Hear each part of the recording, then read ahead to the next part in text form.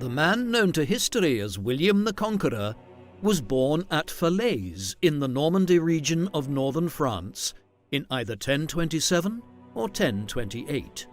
The De Obitu Welelmi, meaning on the death of William, which was written in the late 11th century to commemorate William's death in 1087, stated that he was 59 years of age when he died.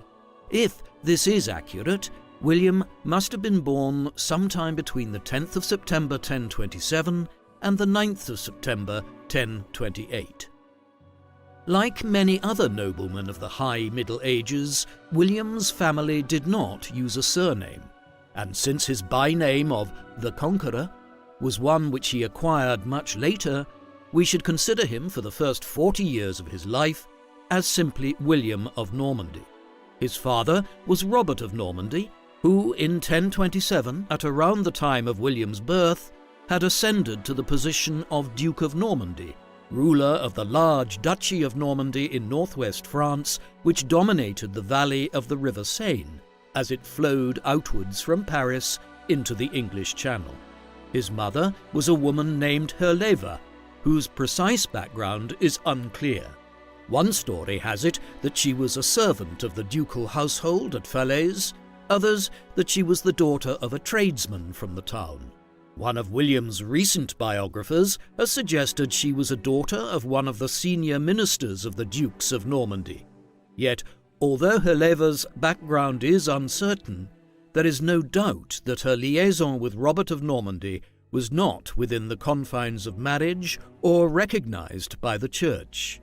Accordingly, William was not a legitimate child, and although he would succeed his father, he was nevertheless regularly referred to throughout his life as bastardus, or the bastard, in reference to his illegitimacy. The Duchy of Normandy into which William was born, and which he would soon rule, was a relatively new dukedom or territory in France. Its origins lay in the late 9th and early 10th centuries. William's great-great-great-grandfather was Hrafr Ragnvaldsson, a Viking who in the late 9th century led a large Viking contingent which launched several raids into the north of the Kingdom of the Franks in what is now France. However, unlike many other Viking war parties which simply raided regions and moved on, by the 870s, Hrafr and his Viking followers had settled in the lower Seine river valley, from where they could exact money from Paris and farm the rich farmland of the Normandy region. This situation lasted until the early 10th century, when eventually the French king Charles III in 911 decided to accommodate Hrafr as one of his own subjects, rather than continue to be harassed by these Viking warriors. Thus, in 911, Hrafr became the first Count of Normandy, and he changed his name to that which he is most commonly known by today. He called himself Rollo, and in time his ancestors would adopt the title of Dukes of Normandy. He was also baptized, beginning the process whereby these Norse settlers of northern France converted to Christianity in the course of the 10th century. Thus, William was born into a Norse family, but one which had rapidly Gallicized. For instance, they adopted the languages and culture of their new homeland, speaking French and Latin, and employing laws which were partially Germanic and partially acquired from the civil law of the Romans as it was passed down to the Frankish kingdom. However, they brought some of their own culture to the region as well. Consequently, this was soon understood to be a unique culture which was present in northwest France, one which would have an enormous impact on Europe during the High Middle Ages. The people here were called the Normans, and their culture was Norman culture. The word comes from the term for Normandy, the land they inhabited, which effectively means the land of the Northmen, in recognition of the Normans' origins in Scandinavia. William's childhood is relatively shadowy compared with our extensive knowledge of his later life. He evidently received some sort of literary education, but the details are unclear, other than a nugget of information which reveals that a mysterious Ralph the Monk was involved. By the time he was just 7 or 8 years old, the Duke's young son was already being included in ceremonial events concerning the feudal governments of Normandy.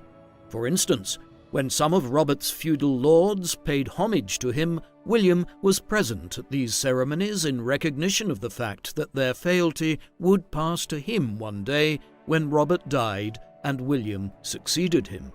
One had to grow up fast as a potential lord in 11th century Europe. Easily the most traumatic and momentous event in William's young life occurred in 1035, when he was either 7 or 8 years old. The boy would have been aware, even at this young age, of his father's prolonged absence from Falaise. In 1034, he had undertaken a pilgrimage to visit Jerusalem in the Holy Land. However, on the way home, he fell ill and died at Nicaea in northwestern Anatolia, in what is now Turkey, on the 2nd of July, 1035. When news of his death reached Normandy, the young William, as Robert's only son, though illegitimate, was now proclaimed Duke of Normandy. Rumours which emerged at the time that Duke Robert had been poisoned in Anatolia are almost certainly spurious, and his sudden illness and death could have been owing to any wide range of maladies which were barely understood at the time. William's reign during his minority was chaotic. Already during Robert's reign there had been a number of overly powerful lords exercising too much independence from the ducal court at Falaise, and with an 8-year-old boy now the Duke of Normandy, these tendencies only became greater. Consequently, William's guardians spent much of the 1030s and early 1040s trying to re-establish ducal authority. The situation even declined to the extent that William had to be moved around the Normandy region for his safekeeping. Despite these early challenges, William was able to assume the rule of Normandy in his own right upon turning 15, most likely in 1042. It is from this date that major chroniclers of William's life, such as William of Jumièges and William of Poitiers, began to describe him as being at the centre of events occurring in Normandy. For instance, William's first active military success is described as being the capture of Falaise from a recalcitrant local lord named Thurston Gosse. This occurred early in 1043, when William was probably 15 years of age. Thereafter, in the years ahead, he succeeded in re-establishing ducal authority throughout northwest France, aided to a great extent by the King of France, Henri I.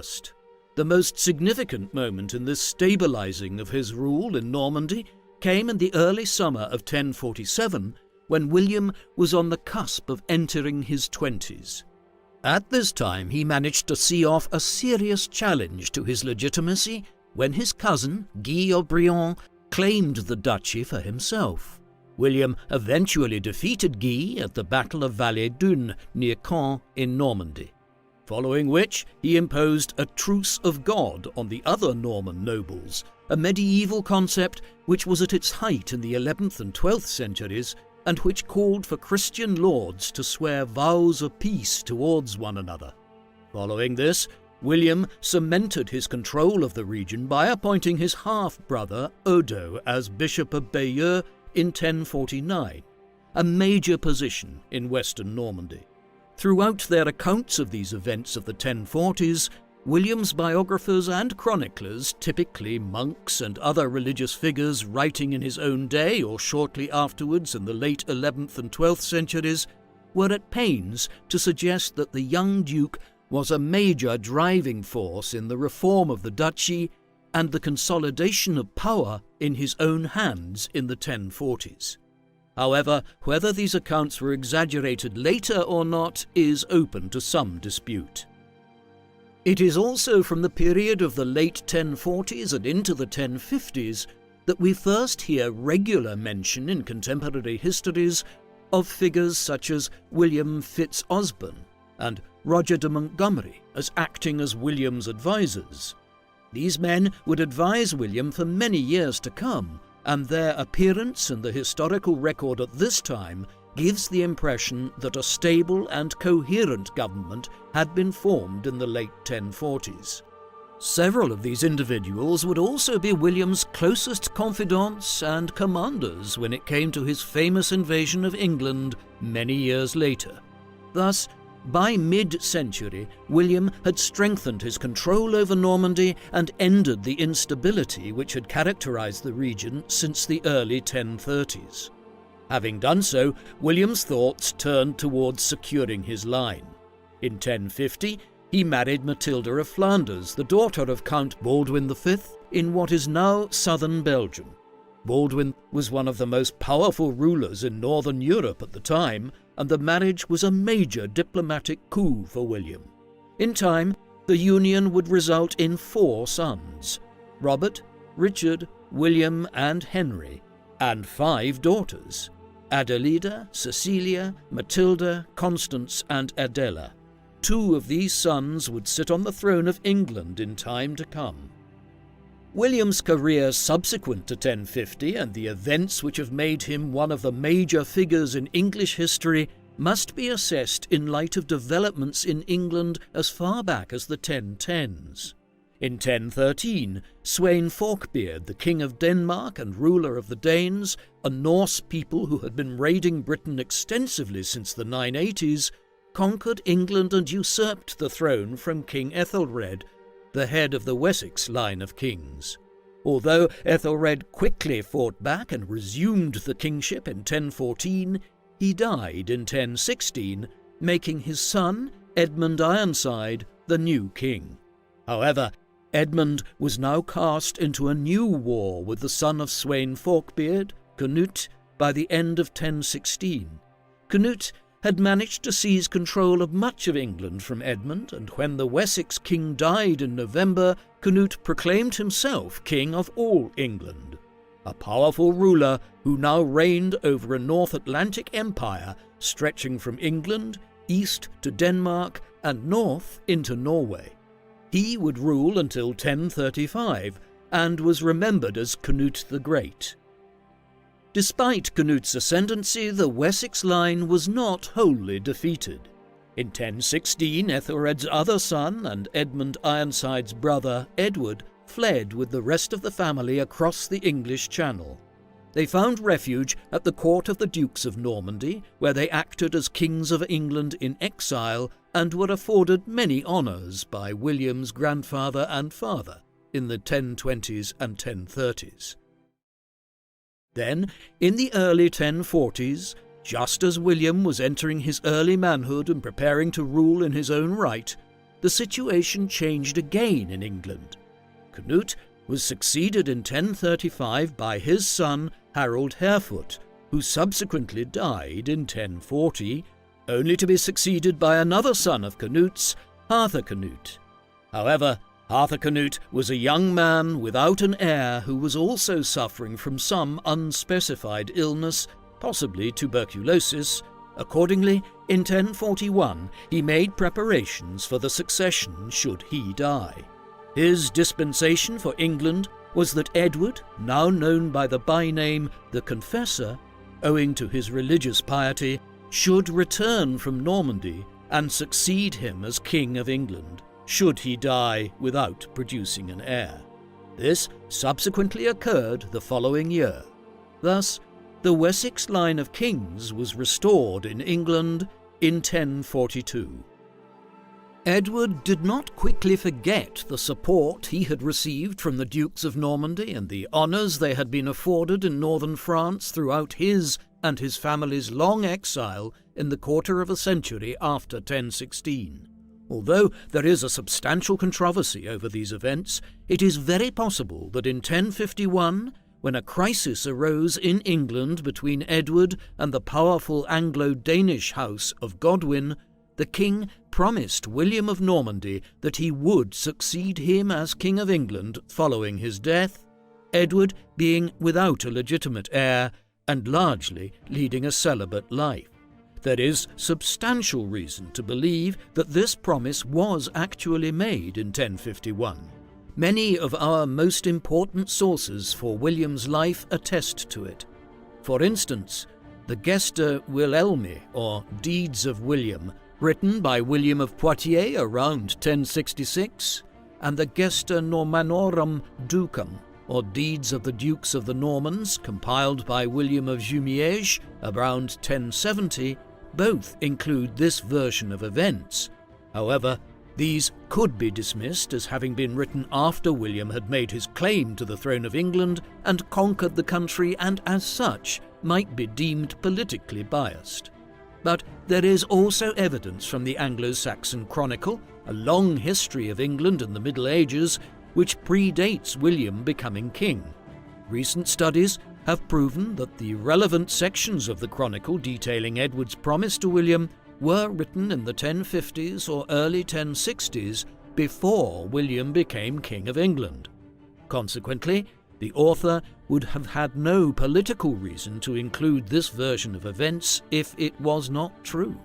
There is then every reason to believe that Edward did in fact make William his heir in 1051, and that the Norman duke's claim to the throne of England was authentic and strong as a result. Whatever the truth of these matters, their material significance for William would not become a concern for another 15 years, as Edward lived well into the 1060s. In the interim, William faced further challenges at home in Normandy. Despite his earlier alliance with Henri I of France, William clashed with the French monarch on several occasions in the 1050s, a result of the splintered and decentralized power arrangement which predominated in France throughout the 11th century. Several invasions of Normandy were undertaken by Henri between 1053 and 1057, but when William won a substantial victory against the king and his allies at the Battle of Varaville in August 1057, the tide was turned. William now went on the offensive against Henri, and when both the king and his foremost ally, Geoffrey, Count of Anjou, died in 1060, William was able to impose his power throughout northern France. In 1063, he even managed to bring the entire county of Maine, a substantial French province to the south of Normandy, under Norman rule. This brought extensive additional resources under William's control, which would aid greatly in his invasion of England a few years later. One of William's most significant building projects also dates to this time. In 1062, he and Matilda began their patronage of the construction of a new church and nunnery in the town of Caen in Normandy. The complex was originally intended to consist of two main buildings, the Abbey aux Dames, or Women's Abbey, intended for a group of Benedictine nuns, and the Abbey aux Hommes, or Men's Abbey, devised as a monk's abbey. Eventually, the wider complex would become known as the Abbey of Sainte-Trinité and stood throughout the late medieval and early modern periods as one of the most impressive religious establishments in northern France. However, it was not fully completed until 1130, long after both William and Matilda had died, an indication of the sheer ambition of the project. When completed, it consisted of a main church built in the Gothic style, with transepts spreading out from the back thereof into the abbeys for the nuns and monks. These transepts were built in the early medieval Romanesque architectural style, and so the church and abbeys at Caen, which William patronized, are a melding of the main architectural style of both the early and high Middle Ages. A statement of a world which, like the Duchy of Normandy, stood at the end of one period of Europe's history and the beginning of another. Having secured the southern border of Normandy, William turned his attention west in 1064 towards the Celtic Duchy of Brittany and its ruler, Conan II. This resulted in the Breton-Norman War, which would last until 1066, eventually ending in something of a stalemate.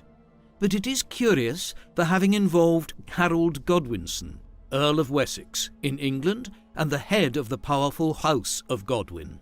Harold had most likely been sent to France to reaffirm King Edward's earlier offer to William to succeed him as England's ruler. At this time, William made Harold swear an oath that he would accept his succession. This latter event is vividly depicted on the Bayeux Tapestry, a 70-metre-long cloth tapestry produced in the 1070s and which still survives today. It depicts the events leading up to William's claim to the English throne and his subsequent invasion of England in 1066. Housed today in the Bayeux Tapestry Museum in the town of Bayeux in Normandy in northern France, it is a remarkable survival and a striking record of William's ascent to the kingship of England, or at least how he wished people to understand how he had risen to the kingship. The meeting of William and Harold in northern France in the mid-1060s was to take on a striking significance in early 1066. King Edward the Confessor, by now in his 60s, fell into a coma late in 1065. He never fully recovered, and he died on the 5th of January 1066 in London. He still had no clear heir, and Edward's lack of clarity and indecision over the succession now opened a window of opportunity for Harold. The following day, on the 6th of January, the Anglo-Saxon Witan, the assembly of Anglo-Saxon and Danish lords and members of the ruling class of England, met and proclaimed Harold as the new King of England. The stage was now set for a major showdown with William. Within weeks, plans were underway in Normandy for William to enforce his claim as Edward's successor. Indeed, it is almost certain that William had been preparing politically and militarily for Edward's death throughout the 1060s. Hundreds of warships and transport boats were now gathered or placed under construction in the ports of northern France, and William reached out to his recently acquired subjects and allies from across northern France to aid him in his invasion. A debate has arisen in recent years as to how William actually prepared his invasion force. This was, by some standards, the largest amphibious invasion and action undertaken anywhere in Western Europe since the days of the Roman Empire. But the Romans were the dominant power of the known world at the time and capable of massive logistical operations, whereas William was the duke of a minor principality in northern France by comparison. How then, many medievalists and historians have wondered, did William prepare such an invasion force and transport it across the English Channel in such a short period of time? What historians of this subject increasingly believe is that the Norman invasion of 1066 was only made possible by the diffusion of new technologies to northern France from other parts of Europe in the course of the 11th century. For instance, William's army would have involved upwards of 3,000 war horses. Studies have concluded that the kind of longships and galleys used in the North Atlantic during the early Middle Ages simply could not have carried these across the English Channel in anywhere near the necessary amount of time for him to have carried out his campaign in 1066. Instead, William was relying on a specific type of ship for transporting horses, the design of which had reached Normandy from the Byzantine Empire in the eastern Mediterranean in the first half of the 11th century. Thus, from a logistical point of view, the Norman invasion of 1066 and William's expedition was only possible because of the changing nature of medieval Europe in the 11th century and the increasing diffusion of knowledge and technologies around the continent. William was not the only claimant to the throne. Harold also faced a challenge from his own brother, the Earl of Northumberland, Tostig.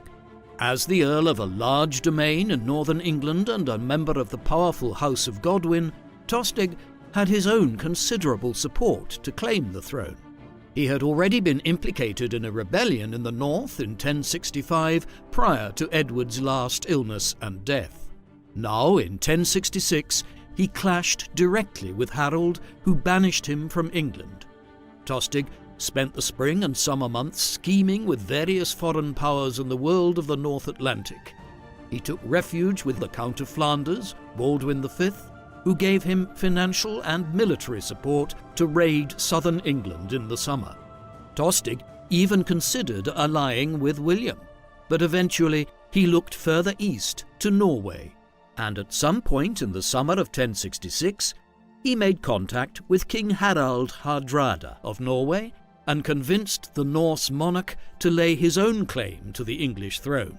Harald Hardrada received Tostig's petition favourably. He quickly prepared an invasion force of approximately 10,000 men and 300 ships, which landed in northern England in the early autumn. Initially, Hardrada and Tostig made good progress. A substantial victory was won against some regional forces outside the town of York at Fulford on the 20th of September 1066, but in the days that followed, Harold arrived to the north himself with his armies.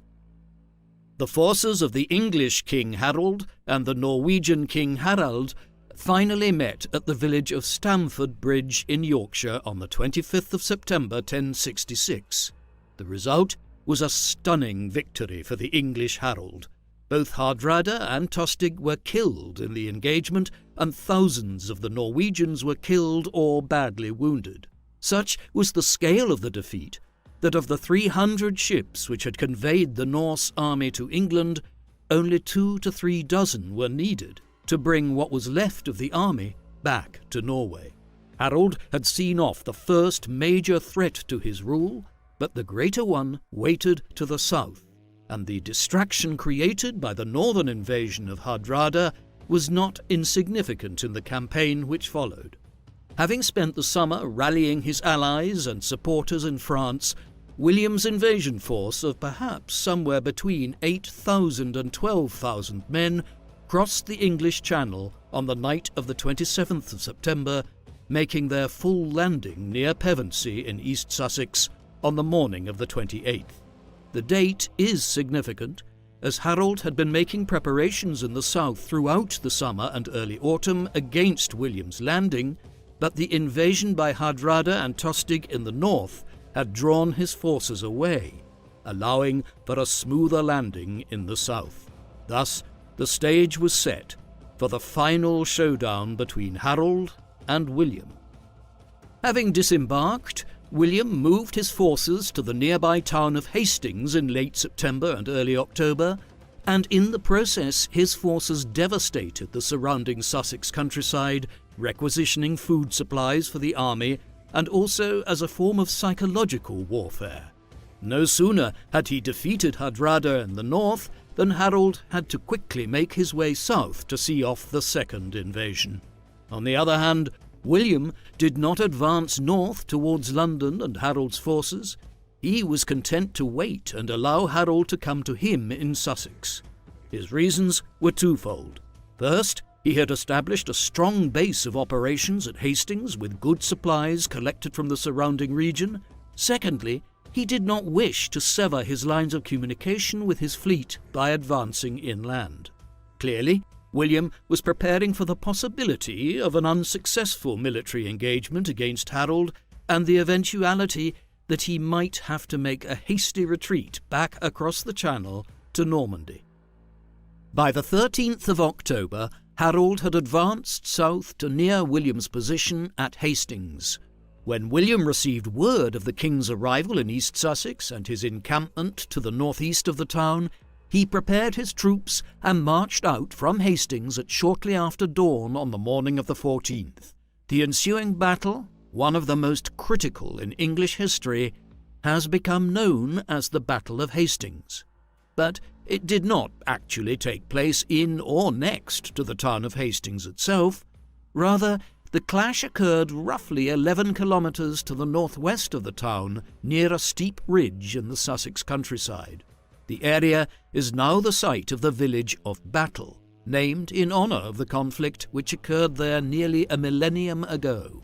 The exact specifics of how the battle played out are a matter of some dispute, not least because contemporary histories and accounts tended to greatly distort events for political reasons in its aftermath. For instance, the number of troops involved are usually exaggerated to a great extent. Nevertheless, historians today are agreed on the general facts of the battle. William brought at least 7,000 men with him out of Hastings, and perhaps as many as 10,000. A large proportion being Norman heavy cavalry, the elite warriors of 11th century Europe. Harold had a similar number, but these were tired after the month of exertion in marching all the way north to Yorkshire and then returning quickly to the south, fighting the Battle of Stamford Bridge along the way. The battle commenced in the early morning at Battle and lasted all day, a long engagement for the time. Harold's forces had the advantage of the high ground, having occupied the high ridge at the site, but they were restricted by having the Forest of the Weald at their back. Thus, while William's forces were disadvantaged by having to move uphill, they had greater room to move about the battlefield. In the end, 3 factors won the day. William was able to deploy his archers to pick off Harold's troops on the ridge. Secondly, his cavalry were superior to Harold's. But the most significant factor was William's generalship. Throughout the day he used a number of feigned or pretend retreats to disrupt the English lines and strike at weak points in Harold's arrayed men. These attacks eventually reduced considerably the number of Harold's elite troops, the housecarls, in the English shield wall. These were replaced by auxiliary troops, but eventually the barrage of feigned attacks and strikes at weaker points in the English king's shield wall proved fatal. It was during one of these feigned retreats late in the day that Harold himself was struck down and killed. With the king dead, the Anglo-Saxon and Danish forces allegedly broke. Many fled and others surrendered. Thus, by the time the sun set on the 14th of October 1066 over the field at Battle and near the town of Hastings, Harold Godwinson was dead and William of Normandy was one gigantic step closer to claiming the English throne. Any assessment of the Battle of Hastings does also need to bear in mind the adage that history is written by the victors. Our sources for the battle, and indeed much of the wider Norman conquest of England, come almost exclusively from Norman writers who were sympathetic to William and naturally critical of Harold, or from other sources such as the Bayeux Tapestry, which were unequivocally pieces of propaganda designed to extol William's victory. For instance, many sources suggest that Harold was killed late in the battle when an arrow hit him in the eye, but others suggest he died early on in the conflict. Whatever the chronology of this, nearly all contend that Harold's army began to collapse and flee once their king was killed, suggesting a disordered and poorly trained body of troops. But others still, which are less flattering of William, contend that Harold's forces actually held together quite well even after the king was killed and attempted to flee with his body. Others are vague about the actions of the Normans. For instance, the battle largely concluded with the Normans pursuing some of Harold's forces to a site known as Malfoss, or the Evil Ditch. Exactly where this is and what happened here is unclear, but it is probable that the Normans massacred some of the remnants of Harold's fleeing army at this site, an act remembered in the name of the place in local lore. From a military perspective, Hastings was not just the critical battle in the war for the throne of England in 1066, it also reflected the changing order in the North Atlantic world, as for nearly 300 years the world of Scandinavia, Britain, northern France and the Low Countries had been dominated by the military power of the Viking people who burst out of Europe in the late 8th century with their longboats and infantry warriors. Hastings marked the triumph of Franco-Norman fighting tactics with its mixed infantry and cavalry over the Anglo-Saxon and Danish troops which had long dominated the North Atlantic world. In the aftermath of the battle, William did not immediately assume the English crown. This was complicated by the creation of a new king by the Lords of the Witan in London. The man chosen was Edgar Atheling, a grand-nephew of King Edward the Confessor and the grandson of King Edmund Ironside, who had briefly ruled England 50 years earlier in 1016. When news of Harold's defeat and death at Hastings reached London in the days that followed, a decision was taken to proclaim Edgar, a boy of perhaps 13 years of age at the time, as the king. Edgar's reign will be one of the shortest in English history. In the immediate aftermath of the Battle of Hastings, William proceeded cautiously, securing the towns of Dover, Canterbury, and Winchester before making any attempt to seize London. By this means, he secured the South and the Midlands and isolated the supporters of the puppet king in the capital. Just weeks later, as William's armies advanced towards London, the supporters of the young king made the decision not to continue the charade of pretending William could be resisted. The boy king and his supporters met with William not far from the capital in early December. Here, an agreement was reached which allowed Edgar to abdicate peacefully. This action and the seizure of London completed the initial Norman conquest. William of Normandy was crowned as King of England in Westminster Abbey on Christmas Day 1066. The ceremony was presided over by Aldred, the Archbishop of York, who performed it in English before Bishop Geoffrey of Coutances, a diocese in Normandy, translated Aldred's words into French in a ceremony which indicated how a foreign people had effectively conquered England. In an ominous sign of the bloodshed which would mark much of William's reign as ruler of England, some of William's soldiers stationed outside the abbey believed William had been assassinated when they heard what were actually shouts of acclamation from within. In a panic, they began setting fire to some of the houses around Westminster. It is after this rather chaotic coronation ceremony that William ceases to be known as William of Normandy and instead becomes William I, or, as he is more commonly known to history, William the Conqueror. It would be incorrect to suggest that the shift which occurred in England in 1066 was limited to a few set-piece battles and a change of ruler, after which things settled down again quite quickly. England had been conquered by a foreign power, one which brought with it new ways of governing, laws, cultural mores, and even a different language.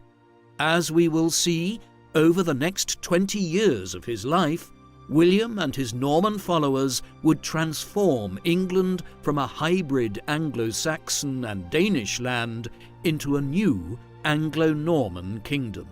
As one of the great historians of medieval England, Richard Southern, once noted, no country in Europe between the rise of the barbarian kingdoms in the 5th century and the 20th century has undergone so radical a change in so short a time as England experienced after 1066.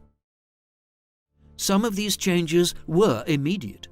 The changing order saw thousands of Anglo-Saxons and Danes who had been strong supporters of the House of Wessex or the Danish lords flee England, either for Denmark, Norway, Scotland, or even neighbouring Ireland. Many would attempt to organise new invasions to restore the old rule of the Anglo-Saxons and Danes, but most would never return. In their place, William brought in thousands of Norman settlers from France, perhaps as many as 20,000. These medieval colonists did not enormously dilute the existing population, which is believed to have been somewhere around 2.5 million people in England by the mid-11th century, but they did place a strong body of Normans in positions of power in many of the towns and villages up and down 11th century England. Over time, these newcomers transformed English society. The most obvious and enduring sign of this was the introduction of the language of the conquerors, Anglo-Norman, a dialect of Old French with some traces of Norse in it, reflecting the Viking heritage of the Normans. Over time, much of the diction of Anglo-Norman was absorbed into English, thus fundamentally altering the language spoken in England into a hybrid of Germanic and Romance languages. This process would take centuries to fully occur, however, and for the remainder of William's reign the conquering class spoke a version of French, and the bulk of the population still spoke Old English. Thus, bilingualism would have become necessary for many working in government or as traders in London and other towns from the late 1060s onwards. Along with this lingual change, shifts in the functioning of government and the law also occurred. Law French became the language of the courts, a position it would hold legally until the 18th century. Moreover, the court system became more centralized under Norman rule, a move which helped in the development of the common law in the 2 centuries that followed. A truly positive development which followed from the Norman conquest was the gradual phasing out of slavery as a major feature of society in England. Already, by the time of the Norman invasion in 1066, slavery was a far less common practice within Norman society than it was in England and Britain. The Domesday Book, which, as we will see, was compiled in the mid-1080s, 20 years after the Norman conquest, indicated that there were some 28,000 slaves officially listed in England. While such figures were doubtlessly inaccurate to some extent, given the issues in precise record-keeping during the 11th century, this was clearly a significant drop on the number of slaves which had been present in the country prior to 1066, suggesting William and his followers had manumitted or freed many slaves following the conquest. This process continued thereafter. Slavery was not banned in England, nor indeed was it in most of Europe, until the 19th century, but it was gradually phased out. By the 12th century, the number of slaves in England had declined by as much as 30% on what it had been prior to 1066, and this process continued during the 12th and 13th centuries. By the late Middle Ages, slavery was considered something in England, as elsewhere in Europe, which could not be imposed on fellow Christians. Another very substantial change which William brought about was his reform of the English Church. At the time of the conquest, the Church in England was very loosely organised. William tied it much more closely together and appointed several followers to senior positions in order to impose uniformity. Lanfranc, a celibate Benedictine monk, was made Archbishop of Canterbury in 1070, the same year that William's chaplain, William of Bayeux, was made Archbishop of York. Between them, the pair oversaw the creation of a centralized Anglican church which strove to maintain its independence from the papacy in Rome on many matters, an independent streak of Anglicanism which foreshadowed many developments in the English church in years to come. But the real heart of the changes wrought throughout England in the aftermath of the Norman conquest lay in the sphere of land ownership. William had many followers who had supported him, not just in his campaign against Harold in 1066, but through several periods when he needed their military and political support in the 1040s and 1050s. England was now their bounty. We can gain an insight into just how great this land transfer was from the Domesday Book. It comprises a vast survey of land ownership in 11th century England, 2 decades after the Norman conquest, and was the most extensive account of land ownership produced for the country until the 19th century. What it reveals is the manner in which William rewarded his French and Norman followers in the aftermath of the conquest by granting them vast territories throughout the country. leading lords and followers had enormous estates bestowed on them. These were often huge chunks of land in geographically strategic regions which they were also expected to control in the interest of the Normans as the conquerors of this foreign land. For instance, one of William's strongest supporters, Robert de Beaumont, heir to the title of Count of Meulan in Normandy, had fought with William at Hastings. He was rewarded with over 90 manors in England in the years that followed, strategically centred around Warwickshire and Leicestershire. Thus, this leading companion of William's was to hold the English Midlands for the Norman interest and was given enormous estates in the region with which to do so in the years ahead. The new Norman stone castles, which eclipses the wooden motte and bailey fortifications which the Danes and Anglo-Saxons had preferred in England up to that time, would have begun to appear throughout the countryside as a means of securing Norman rule here if the Anglo-Saxons and Danes should rise up. In recognition of his immense authority in the area, Robert was made the first Earl of Leicester later in his life. He was not alone in being placed in a position like this. Another senior companion of William's in 1066, William de Warenne, was granted lands in at least 13 counties by the 1080s, particularly around Sussex and Surrey. He was ennobled shortly before his death in 1088 as the first Earl of Surrey.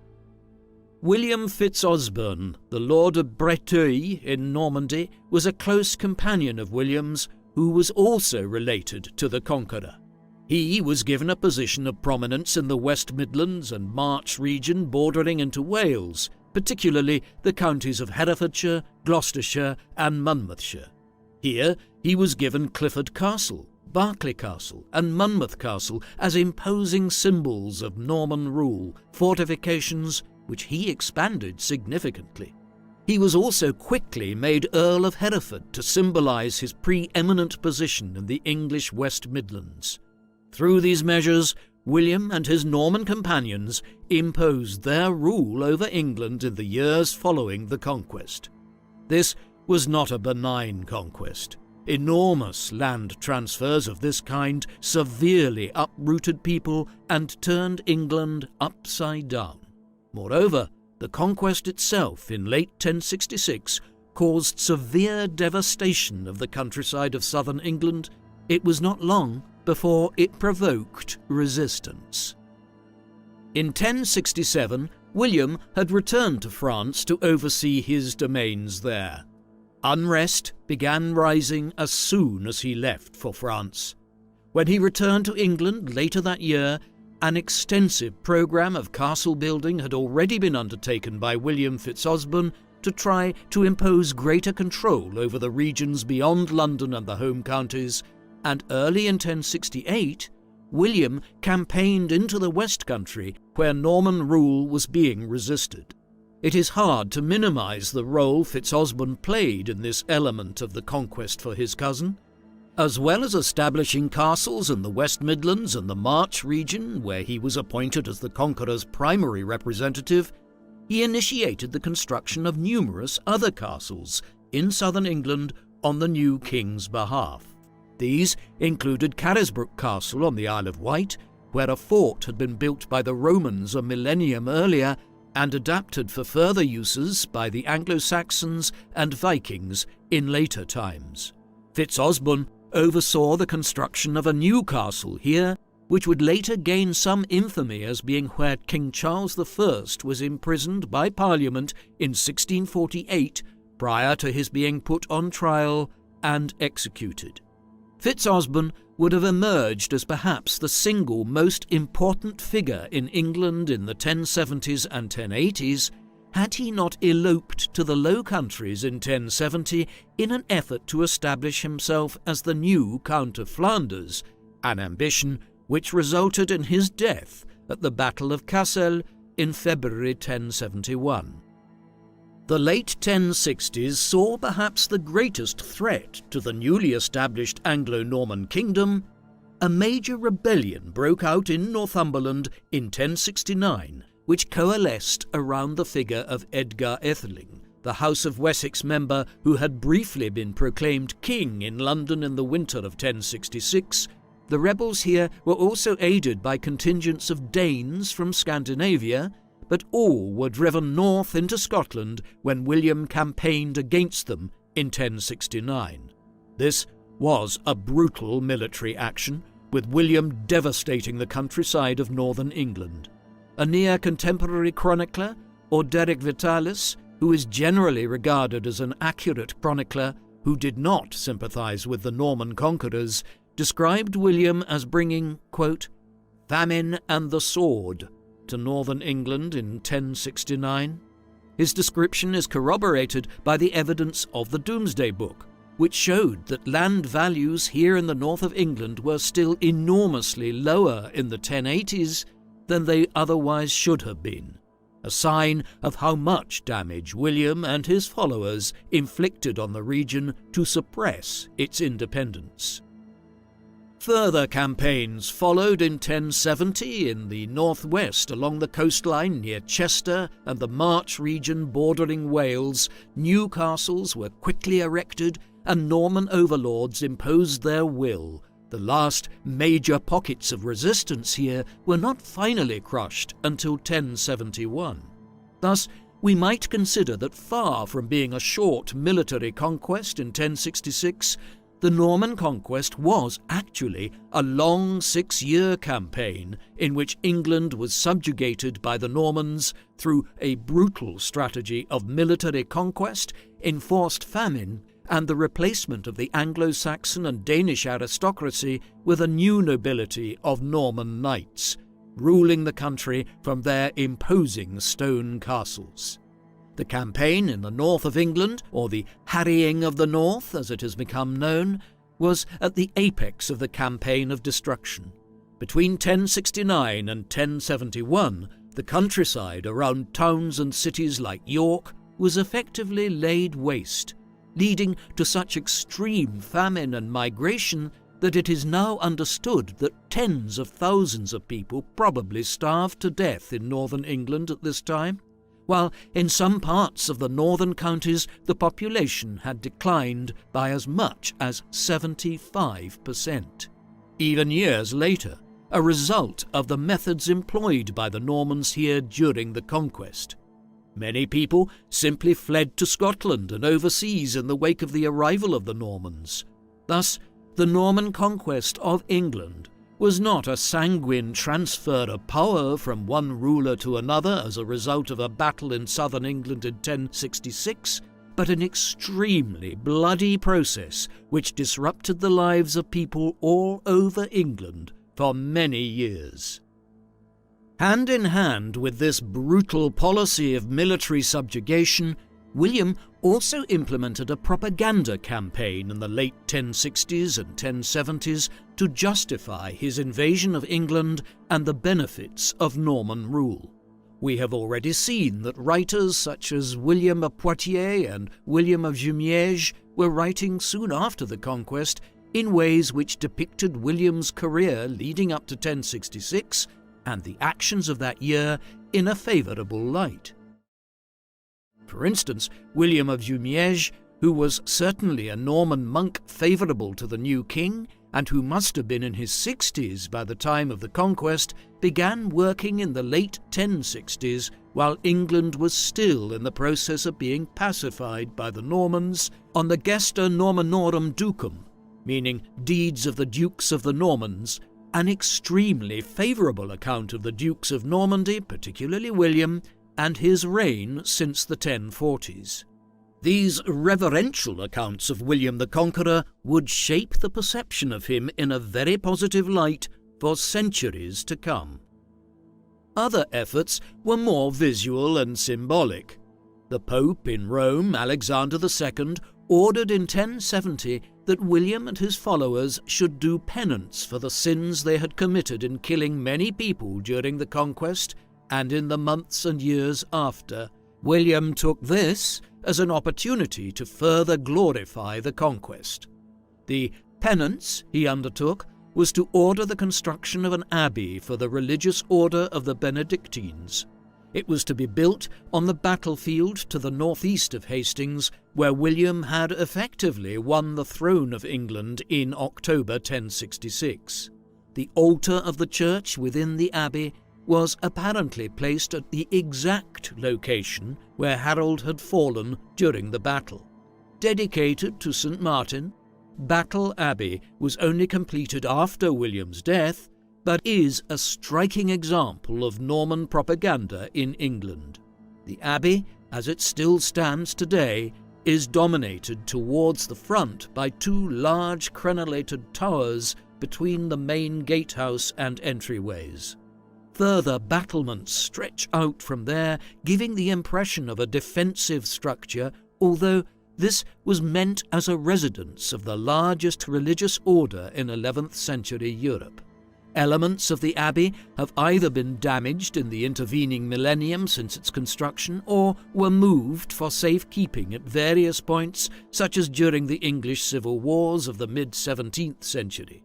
One of these is understood to have been a triple light stained glass window depicting St. John the Baptist and the crucifixion of Jesus.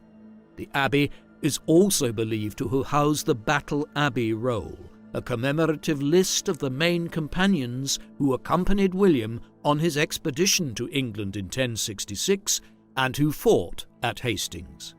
While historians of medieval England generally do believe that the Battle Abbey Roll existed, it has not survived down to the present day, and instead William's decision to commemorate his allies and companions in this way is only known to us second-hand from accounts such as Raphael Holinshed's Chronicles, written in the late 16th century.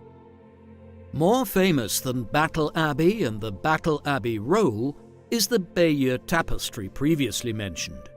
Its exact origins are not entirely clear, but it is assumed that it was commissioned either by William's wife Matilda or his half-brother Odo, Earl of Kent and Bishop of Bayeux. The latter theory seems the more likely, and if so, it was very likely that Odo had it commissioned to be placed in the newly built Bayeux Cathedral when it was consecrated in July 1077. Yet, even if Odo did commission it, it is highly unlikely that William was not aware of the project or had not granted it his seal of approval, because as a visual display of the official history of the Norman conquest standing in Bayeux Cathedral from 1077, the tapestry would have told William's subjects in Normandy the story he wished them to believe about how he had come to be the King of England. It consists of 58 individual scenes, many of which are given Latin titles to aid the viewer's interpretation of what they are seeing. These primarily refer to events which occurred between 1064 and 1066, beginning with Harold's visit to France and his acknowledgement of William as King Edward's designated successor. As such, the scenes highlight the contested nature of the English kingship in the 2 years prior to William's invasion of England, and the tapestry concludes with his victory at Hastings. Throughout, it seeks to legitimize the Conqueror's claim to the English throne in law as a result of the events of the mid-1060s, and then to celebrate his military triumph in southern England when he elected to press his claim through force of arms. There is a providential aspect to the narrative employed as well, with one scene featuring Halley's comet and showing a future vision of an invasion fleet. The idea here is meant to be that William's invasion and victory were foretold by the heavens, and that the passage of the comet over England in 1066 was believed to be an omen of the favour William's cause was held in. Overall, the Bayeux Tapestry is a highly sophisticated piece of political propaganda by the standards of the 11th century, one which affirmed the just nature of William's ascent as King of England and the Norman conquest of Britain. In the aftermath of the final conquest of the country, William made clear his priorities in terms of his domains. They lay in France, and for the remainder of his life, some 15 years, he would spend approximately 4/5 of all his time in Normandy and elsewhere on the continent, only returning to England for short periods of time. Our natural inclination to think that William would have made England his home in the 1070s is based on our knowledge of England's later position as a great world power. But in the world of 11th century Europe, the real heart of William's territories lay in France, closer to the centre of Norman and French culture, which was gradually spreading out to conquer many other parts of Europe, notably much of southern Italy and Sicily. He was also needed in France, as unrest arose there in the mid-1070s and forced him into several years of military campaigning, firstly to resume control of the county of Maine in 1073, following a revolt which had broken out there during his absence in England, and then to campaign against the French, whose power was being restored under the new monarch, Philippe I. These difficulties in France were not the only ones which William faced in the 1070s. In 1070, the King of Denmark, Sweyn II, despite promises to William that he would withdraw any Danish troops from England and cease to interfere in the region, decided to personally lead an expedition across the North Sea. There, he joined with a prominent Anglo-Saxon rebel who had drawn many opponents of the Normans to his cause, Hereward the Wake. Hereward effectively had control over the Isle of Ely in eastern England and part of the Fens region nearby at this time, and Sweyn now brought additional troops to bear here. William was able to buy off the Danish king by paying a substantial Danegeld, the name for a tribute to the Danes from an English king which had been paid intermittently since the 9th century. But the rebellion in the Fens was not so easily suppressed, in part because the marshy terrain of the Fens was unconducive towards the Normans bringing their heavy cavalry to bear against Hereward and his troops. It was only when William arrived to take personal command of the campaign here in 1071 that the stalemate was broken. A pontoon was constructed between the mainland and the island of Ely, which allowed William and his troops to storm to Hereward's main stronghold here. Thereafter, several of the rebel leaders were either executed or imprisoned, while others were pardoned and effectively bought off with new grants of land to win their loyalty. Hereward may have been amongst the latter, but accounts are conflicting, and some have him fleeing into exile in Scotland after the rebellion was broken in 1071. This was not the end of William's troubles in England. In 1075, a new revolt broke out in the country, though in this instance it was not driven by Anglo-Saxon or Danish lords who were unreconciled to the Norman conquest, but rather came from amongst William's Norman subjects themselves. The origins of this lay in the marriage of Emma Fitzosborne, the daughter of William Fitzosborne, the king's great companion, whom he had made the first Earl of Hereford, but who had died in Flanders in 1071, to Ralph de Gueda, another prominent Norman lord in England whom the Conqueror had ennobled as the Earl of East Anglia in 1069. The king had refused to sanction this marriage, but Emma and Ralph had gone ahead with it in any event while the king was in France in 1075.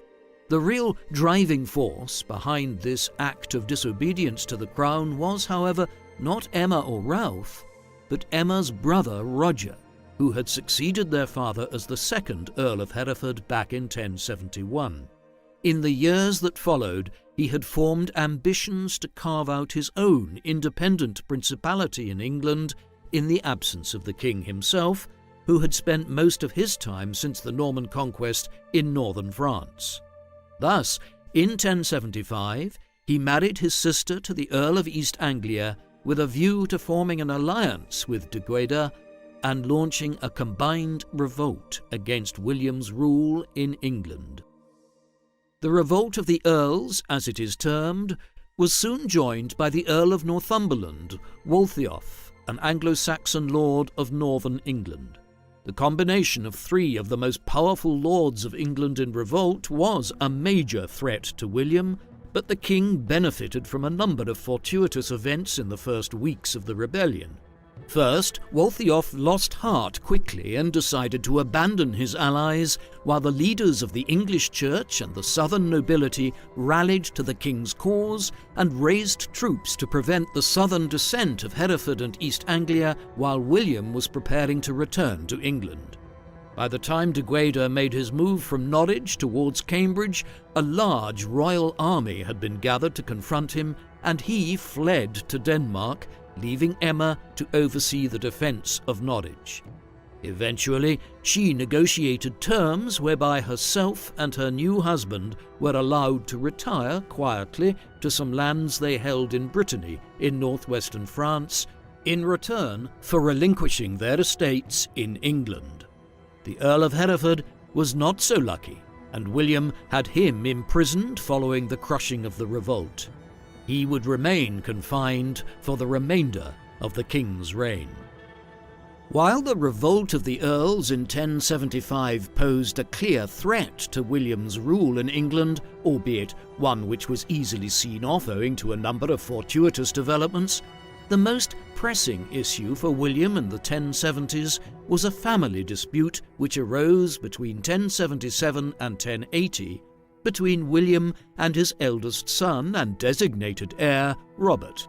William had left Robert in charge of Normandy when he had left for England in 1066, and the dispute might well have arisen as a result of disappointed hopes held by Robert that he would effectively rule the French duchy thereafter, with William living in and contenting himself with his new English domains.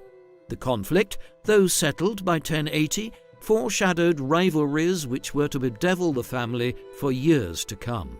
War with Scotland in 1079 brought William back to England for an extended period of time in 1080 and 1081. No doubt the resulting military campaigns throughout Northumberland served to further destabilise a region which had already suffered greatly under Norman rule.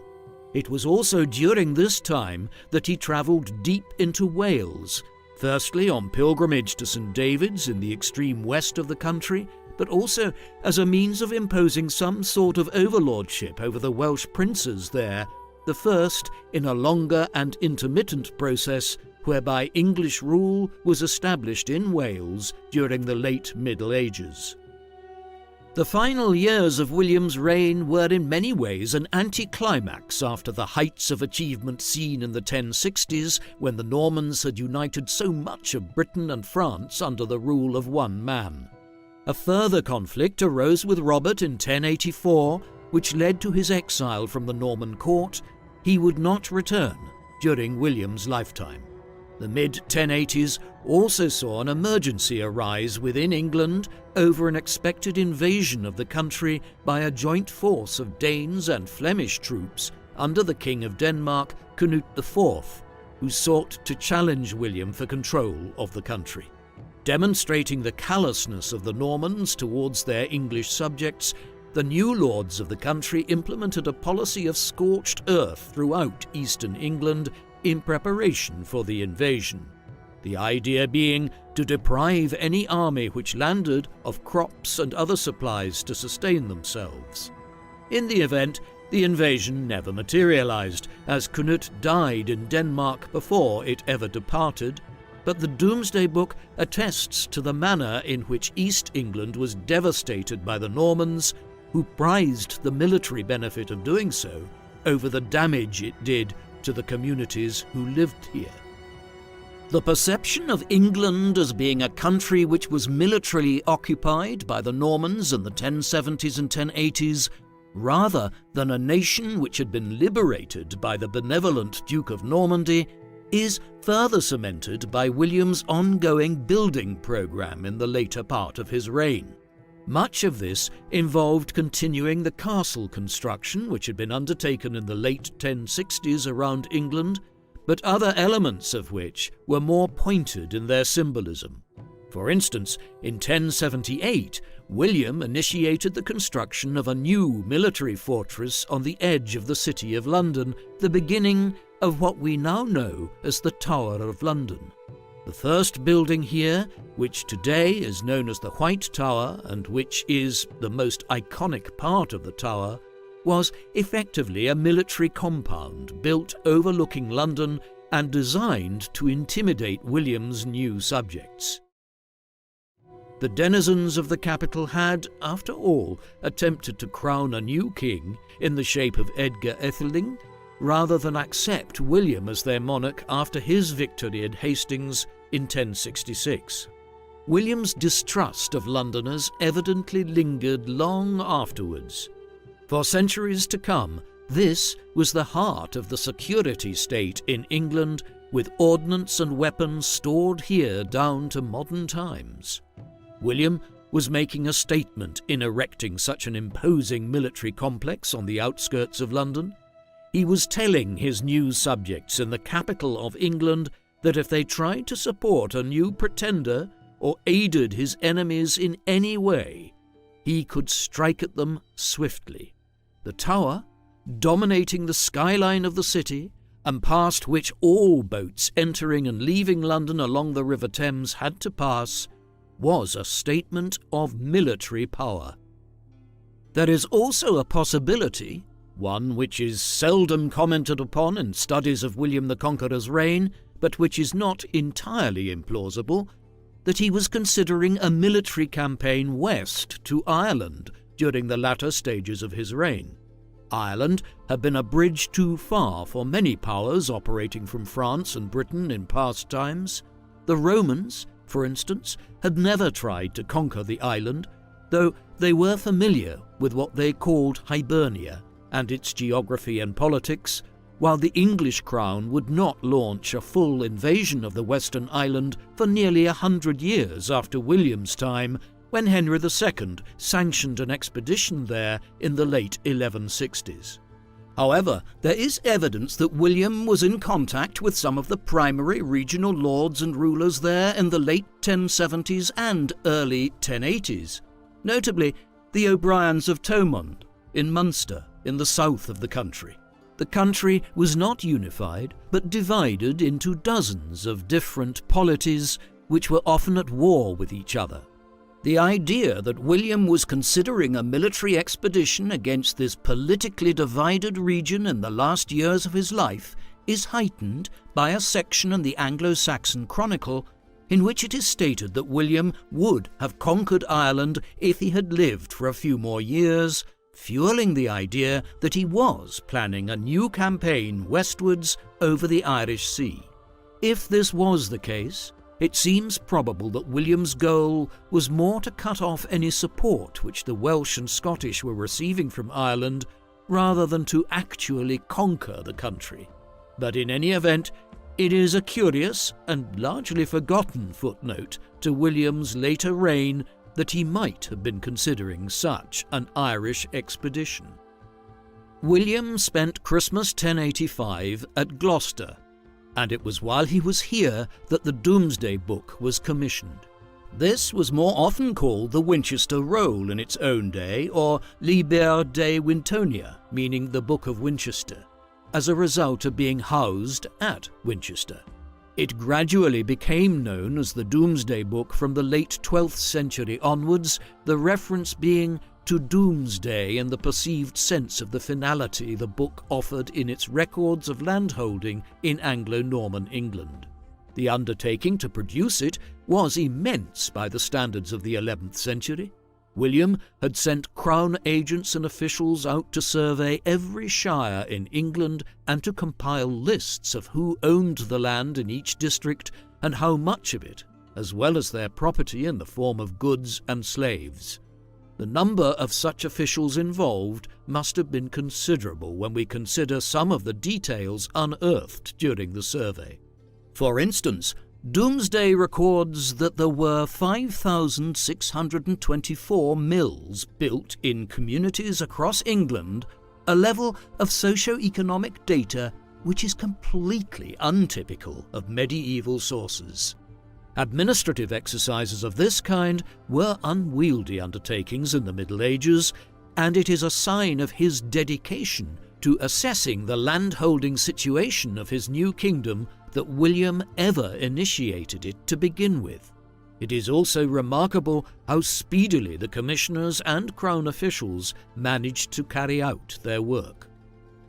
It is likely that portions of the Domesday Book were brought to William while he toured some of southern England in 1086, but he would never have seen the finalised text in the format in which it survives today at the National Archives of the United Kingdom at Kew in London, as it was not fully finished and collected together until after his death.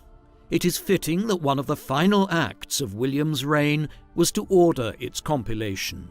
The Domesday Book presented a striking picture of how the Norman conquest had transformed England and of the 1,400 or so Anglo-Saxon and Danish tenants-in-chief who had formed the upper caste of landholders in England prior to 1066.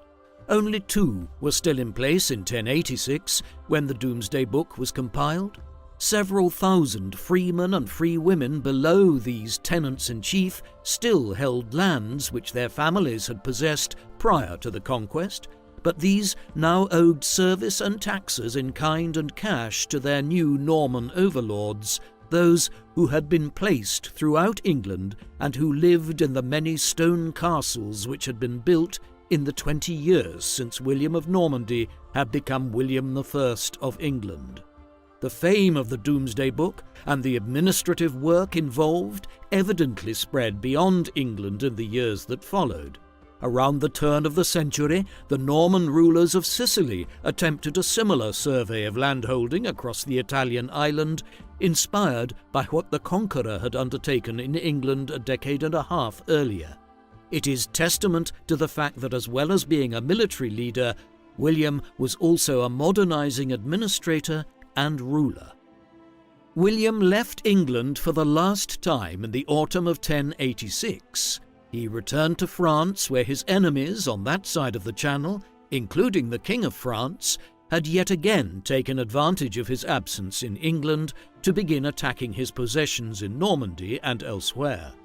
In 1087, he stabilized the situation and then campaigned towards Paris. It would be his last military action in a life which had consisted of nearly 50 years of warfare. In July, while undertaking a siege of the town of Mantes to the northwest of Paris, he became ill, possibly having suffered a riding accident, which caused the pommel of his saddle to rip into his stomach. As a result of the injury, he was removed back north to Normandy, first to the town of Rouen, and then to the Abbey of Saint-Gervais outside the town. It was here, on the 9th of September 1087, at about 60 years of age, that the Conqueror of England, the Norman who had united much of France and England under one ruler, finally died. In the days that followed, William's body was transported to Caen, where it was laid to rest in a tomb in the Abbey of Saint-Étienne. The succession was a more complicated matter. As early as 1063, William had designated his eldest son, Robert, as his successor as Duke of Normandy. However, the matter of the succession to the throne of England had never been fully resolved, and the falling out between William and Robert had suggested that Robert would not succeed him. Moreover, it was common practice amongst the Normans for multiple sons to split the inheritance from their father. But, as the second son, Richard had predeceased William and had died in 1081. The next eldest son was William, called William Rufus for his red beard. The arrangement now reached was that Robert would succeed to the Duchy of Normandy as agreed in 1063, but William would succeed his father as King William II of England. The fourth son, Henry, was given very little, though he would eventually succeed William II as King of England many years later, in 1100. As perhaps befitted William the Conqueror's life and the bloodshed which followed him, his sons would spend many years after 1087 at war with each other for power in the political world of northern France and England, and when Henry himself died in 1135, England was yet again thrown into civil war. Thus, for all that the Conqueror did to transform England after 1066, his immediate family could never peacefully rule the country for very long. While the decades following William's death might have witnessed a gradual decline into family feuding and quasi-civil war in England and Normandy, more broadly, his reign set the template for the history of the English state in the High and Late Middle Ages. For instance, it was William who established the English state along the lines which it would further develop into during the centuries ahead, with English developing as the spoken language, but French remaining the language of the law courts. But perhaps more significantly, it was William who established the new Anglo-Norman state's claim to Wales and Scotland during his reign, while ultimately providing England with a continental legacy in France. This would form the backdrop of English history for the next 400 years as successive kings sought to impose English control over Wales and Scotland with varying degrees of success, and intermittently sought to reimpose English control over significant parts of France, even in the face of the growing centralization of the French state and the Crown's increasing ability to combat the English there. Thus, William the Conqueror set the template for much of England's subsequent history through to the 15th century. William's body and tomb in death have had a turbulent history. He was laid to rest in the Abbey of Saint-Étienne in Caen in Normandy, next to the Abbey of Sainte-Trinité, which he and his wife Matilda had patronized the construction of back in the early 1060s. The first disturbances surrounding his tomb occurred on the day of William's funeral, when a local peasant first disrupted proceedings, claiming the land that the religious buildings there had been built on was his by right, while subsequently that day, as the Conqueror's body was being lowered into the tomb, it was discovered that the passage had been made too narrow. When they forced the body, it damaged it, and a putrefying odour was emitted. Thus, William's damaged corpse was laid to rest. It was exhumed for the first time in 1522 on the orders of Pope Adrian VI. The exact reason for doing so is unclear, but once the local French cardinal had examined the embalmed body and the tomb, he was quickly reinterred. This was, though, just the first of many exhumations during the early modern period. 40 years later, as the French wars of religion broke out across France in the 1560s, a mob of Calvinists in Normandy opened the tomb on the suspicion that the Roman Catholics of the town of Caen had hidden treasure or other valuables in William's tomb. Some of the remains of the Conqueror's body were known to have been damaged and destroyed at this time. What remained was reinterred eventually, but only until the early 1790s, when, following the French Revolution, a fresh mob yet again desecrated the tomb. This time, most of William's bones were thrown into the River Orne. Only a single thigh bone survived. Eventually, this was exhumed again in 1961 and more formally placed in a new tomb surmounted by a marble slab in front of the altar of the Abbé aux Hommes in Caen in 1987. It is there that what little remains of the Conqueror's bones rest today. There is no doubting that William of Normandy, who became William the Conqueror, was one of the most significant figures of English history and one of the most consequential rulers of medieval Europe. Having assumed the rule of a relatively unstable duchy in northern France when he was just 7 or 8 years old, he succeeded in his young adult years in not only securing his position in Normandy, but also in browbeating the King of France and effectively conquering the county of Maine in the late 1050s and early 1060s. At the peak of his powers in France, he began in 1064 to campaign west into the Duchy of Brittany. It was at this point, when his military and political power on the continent was at the strongest it would perhaps ever be in his lifetime, that Edward the Confessor died in England without an heir. The result was a military invasion in 1066, the Battle of Hastings that October, and William's coronation as King of England on Christmas Day. But the real conquest took 6 years and was a bloody, brutal affair which unleashed misery on many people living in England at that time. In its aftermath, William and his followers transformed England totally in the case of landholding and gradually in the case of its culture, with the adoption of new laws and customs and eventually the creation of a new language in modern English, which blends the pre-conquest Germanic language of the Anglo-Saxons and the post-conquest French of the Normans. By temperament, William was, by all accounts, a relatively amiable character, though this surely only veiled a more ruthless, taciturn streak. He was clearly religious and founded many churches, though he had limited appreciation for the supposedly universal sovereignty of the Pope in Rome, and his governance of the Church within his own dominions preempted that which Henry VIII would later attempt by nearly 500 years. He was, it appears, faithful to his wife Matilda during their long marriage, an unusual occurrence for the time.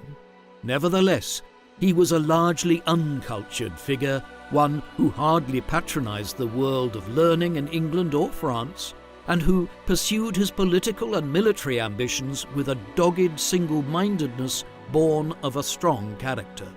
It was this single-mindedness which brought the Normans to England and transformed the country forever. What do you think of William the Conqueror? Was he a great king who united England after many years of unstable kingship? Or was he an ambitious tyrant who brutalized England in his effort to reduce it to Norman rule? Please let us know in the comments section. And in the meantime, thank you very much for watching.